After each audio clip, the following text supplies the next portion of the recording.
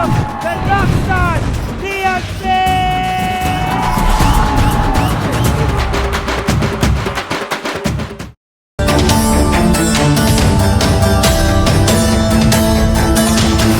ஆமா இருக்கலா ஆமா கஷ்டப்படுத்தாதீங்க உடம்ப பிடிச்சு கூப்பிட்டு பாப்பா ஜாக்கிரதை தாடி கை வலிக்கப்பா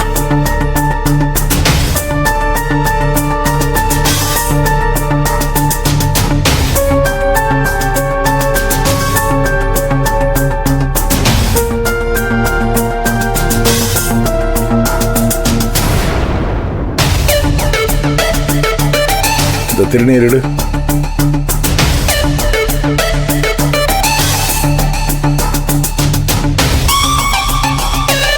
ஈசு இங்க வா. ஏமா ரேணுகா நந்தினி இங்க வாங்கம்மா. சீக்கிரம் வாங்க.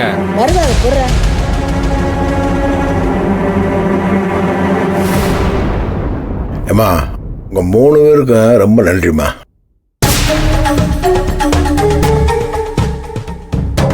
நேத்து எல்லாரும் கையெழுத்து போட்டு கொடுத்தீங்கன்னு வக்கீல் சொன்னார். சந்தோஷமா.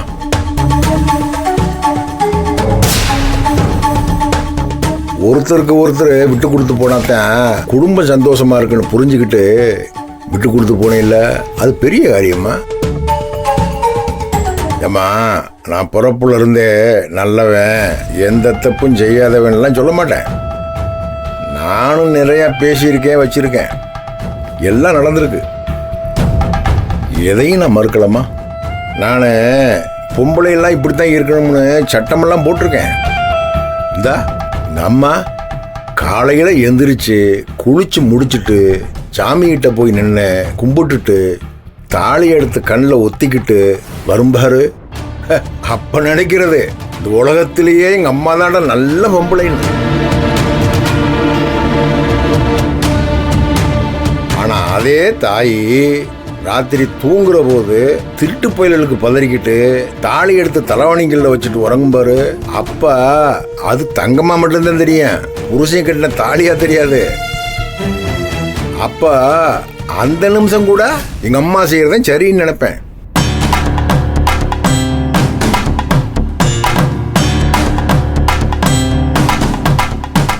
மனுஷன் மனசை பத்தி இல்லாமா, ஒரு நேரம் இப்படி ஒரு நேரம் அப்படி. தாலினா தெய்வம், அதுவே பொருளாதார கஷ்டம் வந்துட்டா தங்கம். எல்லா காலத்திலையும் மனுஷ புத்தி ஒரே மாதிரி யோசிக்கிறதில்ல பாத்தியா? சரியா சொன்னீங்க மாப்பிள்ள. நானும் அப்படிதான். ஈஸ்வரி அம்மாட்ட கொஞ்சம் கடுமையாக பேசுவேன், திட்டுவேன், அடிக்க கூட செஞ்சுருக்கேன். மனசு ஒடிஞ்சு போய் நிற்பா. அப்போ அதை பற்றிலாம் நான் யோசிக்கவே மாட்டேன். நான் தான் சரின்னு ஒரு கர்வம். இப்போ அவளை இழந்துட்டு நிற்கிறப்ப தான் எல்லாமே தெரியுது.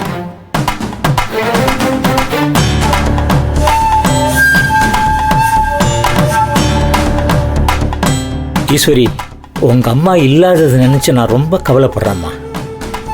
அவகிட்ட நான் செஞ்சதெல்லாம் தப்புன்னு சொல்லி மன்னிப்பு கேட்க மனசு துடிக்குது. ஆனால் புண்ணியவதி போய் சேர்ந்துட்டா. என்னை இப்படி தனியாக தவிக்க விட்டுட்டு எனக்கு சரியான தண்டனை கொடுத்துட்டு போயிட்டாம்மா. அம்மா ஈஸ்வரி, உனக்கு நான் சொல்கிறது ஒன்றே ஒன்று தான்மா. மாப்பிள்ளைய நல்லபடியாக பார்த்துக்குமா. மற்றவங்க பேச்சை கேட்டு மனசை குழப்பிக்காதம்மா.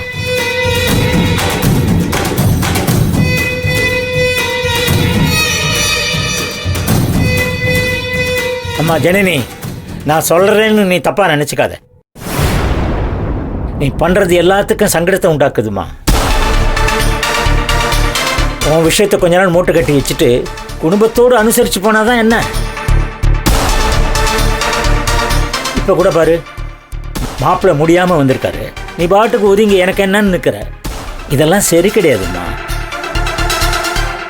வாமா, எல்லாரோடையும் சகஜமா இரு. இல்லப்பா, என்னை விட்டுருங்க. ஏமா, உன்னை விட்டு விட்டு தான் குடும்பம் இந்த நிலைமையில வந்து நிற்குது. அப்பா வேணாம் ப்ளீஸ். என்னை தேவையில்லாம இதுல இழுத்து வச்சு பேச வேண்டிய அவசியம் இல்லை. ஏன் ஏன் இல்லை? நீ இந்த வீட்டுக்கு வாழ வந்த மருமக தானே? நீ பண்றது தப்புன்னா அதை சொல்லி திருத்த வேண்டிய உரிமை எங்களுக்கு இருக்குல்ல? அப்பா, நான் நியாயத்துக்காக பேசிட்டு இருக்கேன். எனக்கு இதுல எந்த காம்ப்ரமைஸும் கிடையாது. தப்பு பண்ணவங்கள அதை பத்தி கொஞ்சம் கூட கவலைப்படாம டிராமா ஆடிட்டு இருக்காங்க.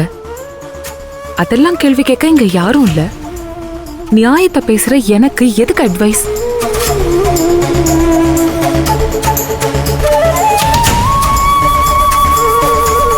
உங்களுக்கு இப்ப கூட புரியலப்பா. அம்மா இறந்ததை பத்தி ஃபீல் பண்ணி பேசுனீங்கல்ல, அது நிஜமாவே நீங்க அவங்கள மிஸ் பண்றதுனாலலாம் இல்ல. நீங்க பேசுறது உங்க இயலாமைனால. இப்பவும் உங்களுக்கு உடல் பலமோ அப்புறம் மன வலிமையும் இருந்துச்சுன்னு வைங்க, அவங்களோட இழப்பு உங்களை எந்த அளவுக்கு பாதிச்சிருக்காது. உங்களுக்கு வயசாயிடுச்சுன்ற ஒரே காரணத்தினால அம்மாவோட இழப்ப நீங்க இப்ப உணர்ந்துட்டு இருக்கீங்க. அவ்வளவுதானே தவிர நீங்க இன்னும் முழுசா உணரல. ஏம்மா, ஏன் ஏன் இப்படி கல் எறிகிற? அவர் என்னம்மா இப்படி மன்னிக்க முடியாத தப்பு செஞ்சிட்டாரு? எப்போ பார்த்தாலும் பாம்பு மாதிரி சீறிட்டே இருக்க. இந்த குடும்பம் நல்லா இருக்குன்னு எண்ணமே உனக்கு இல்லையாம்மா? உன் மனசில் என்னதான் இருக்கு? மற்ற 3 பேர் ஒன்றா நிற்கிறப்ப நீ மட்டும் வெட்டிட்டு போய் தனியாக நின்னா எப்படி? இந்த வீடு குடும்பம் எல்லாம் அவரோட அதிகாரத்துக்கு உட்பட்டதுதான்மா. அதை யாரும் மறுக்க முடியாது. இது அவர் கட்டின கூடு. அதுக்குள்ள வந்து உட்காந்துக்கிட்டு அவரையே நீ காலி பண்ற மாதிரி பேசினா என்ன அர்த்தம்? நீ கேட்ட ஒரு சில விஷயங்கள் நியாயமா இருந்தது. அதுக்கு அவரும் இறங்கி வந்து எவ்வளவோ விட்டு கொடுத்தாரு. இதுக்கு மேலே நீ அந்த இடத்துல நின்று டான்ஸ் ஆடினா உனக்கு தாமா நல்லதில்லை. அப்பா அப்பா ப்ளீஸ் கொஞ்சம் பொறுமையா இருங்க. இல்லை ஈஸ்வரி, அவ செய்யறது தப்பு.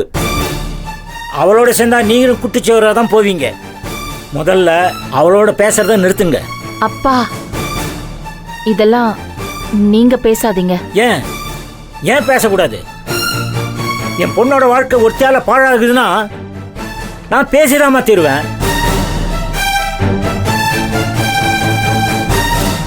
ஏமா நந்தினி, ரேணுகா, உங்களை பெத்தவங்க வந்தாலும் இதேதாமா சொல்லுவாங்க. தாயும் பிள்ளையா இருந்தாலும் வாயும் வயிறும் வேற தானம்மா. அதே மாதிரி தான் என்னதான் நீங்க அக்கா தங்கச்சின்னு பேசினாலும் எல்லாரோட வாழ்க்கையும் தனித்தனி தானே.